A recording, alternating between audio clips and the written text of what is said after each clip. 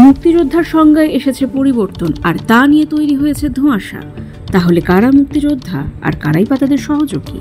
সংশোধিত মুক্তিযোদ্ধা কাউন্সিল আইন অনুযায়ী মুক্তিযোদ্ধা তারাই যারা প্রবাসী সরকার বা মুজিবনগর সরকার ও এই সরকার কর্তৃক স্বীকৃত অন্যান্য বাহিনী যারা রণাঙ্গনে সশস্ত্র যুদ্ধে অংশগ্রহণ করেন, যারা যুদ্ধ চলাকালীন আহত হয়েছেন, যাদের এক বা একাধিক অঙ্গ ক্ষতিগ্রস্ত হয়েছে এবং যারা যুদ্ধ করতে গিয়ে প্রাণ হারিয়েছেন।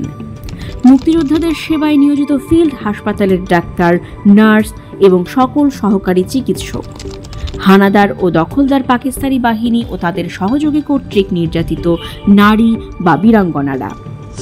সহযোগী মুক্তিযোদ্ধা তারাই যারা প্রবাসী সরকার বা মুজিবনগর সরকারের অধীনে থাকা কর্মকর্তা, কর্মচারী, দূত বা প্রতিনিধি, এই সরকার কর্তৃক নিয়োগকৃত ডাক্তার, নার্স ও অন্যান্য সহকারী, এই সরকারের সাথে সম্পৃক্ত সকল এনএমএ বা এমপিএ যারা পরবর্তীতে গণপরিষদের সদস্য হয়েছিলেন, স্বাধীন বাংলা বেতার কেন্দ্রের সকল শিল্পী ও কলা কুশলী, স্বাধীন বাংলা ফুটবল দল, দেশ ও বিদেশে মুক্তিযুদ্ধের সপক্ষে দায়িত্ব পালনকারী সব বাংলাদেশি সাংবাদিক।